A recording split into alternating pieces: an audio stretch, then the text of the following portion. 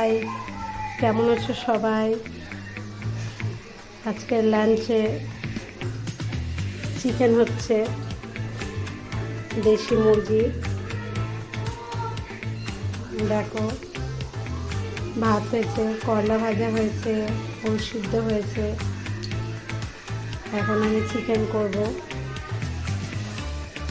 আলুটা আগে ভেজে নিচ্ছি।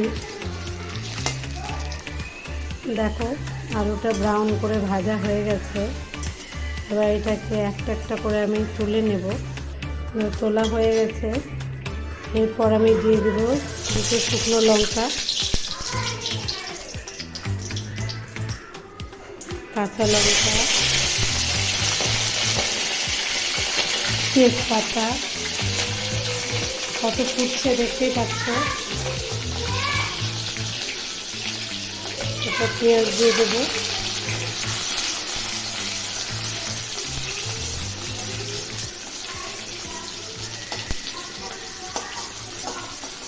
হালকা পেঁয়াজটা একটু ব্রাউন করে নিয়ে, দেখো হালকা হালকা একটু ব্রাউন হয়ে গেছে।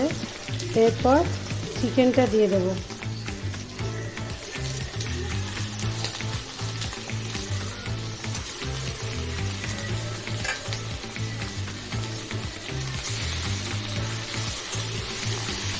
আমার দাদা আজকে দেশি চিকেনটা নিয়ে এসছে। আমার এই চিকেনটা খেতে আমার খুব ভালো লাগে। কার কেমন লাগে অবশ্যই কমেন্ট করতে ভুলবে না।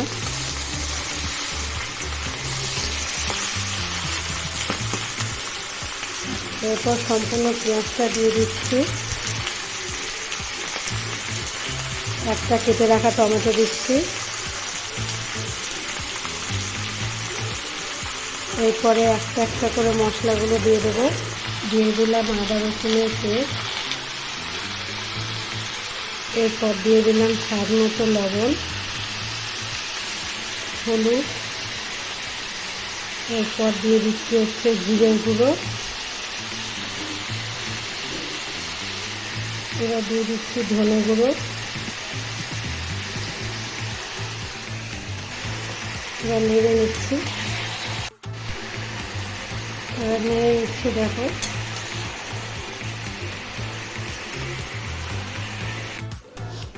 দেখো মাংসটা প্রায় কষানো হয়ে এসছে।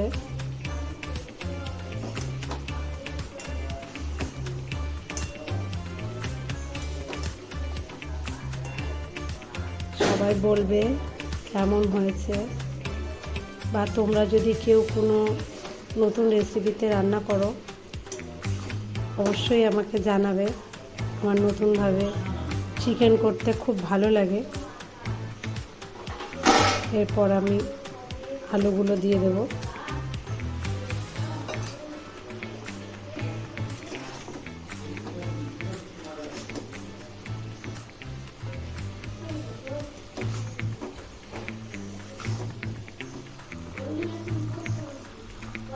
আমার ছেলে কষা মাংস খেতে খুব ভালোবাসে, ওর জন্য একটা তুলে নিলাম। দুই ছেলের জন্য দুটো। ওরা একটু টেস্ট করে দেখবে।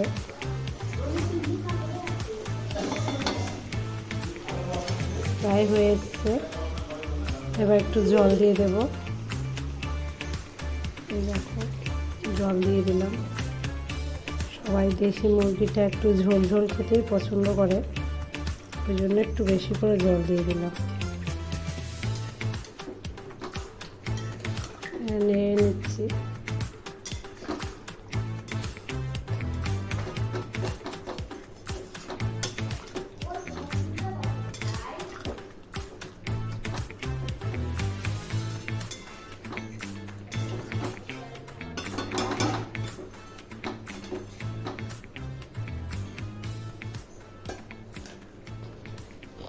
এরপর এটাকে একটু ঢাকা দিয়ে দেব। দেখি এবার কতদূর হয়েছে।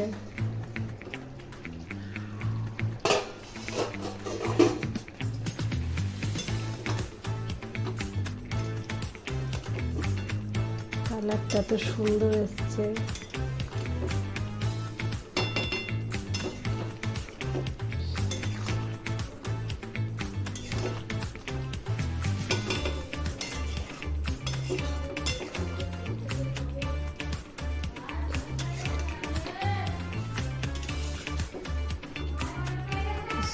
হয়ে এসছে।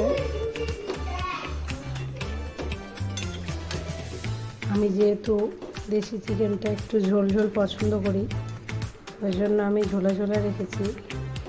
আর যদি কারো ইচ্ছে হয় সে কষাও করতে পারে। আমার আবার দেশি মুরগির মাংসটা কষা ভালো লাগে না, ওই জন্য একটু ঝোলা ঝোলাই রেখেছি। বাই, সবাই কমেন্ট করবে যে আমার মাংসটা কেমন হয়েছে, অবশ্যই কমেন্ট করতে ভুলবে না। সবাই ভালো থাকো,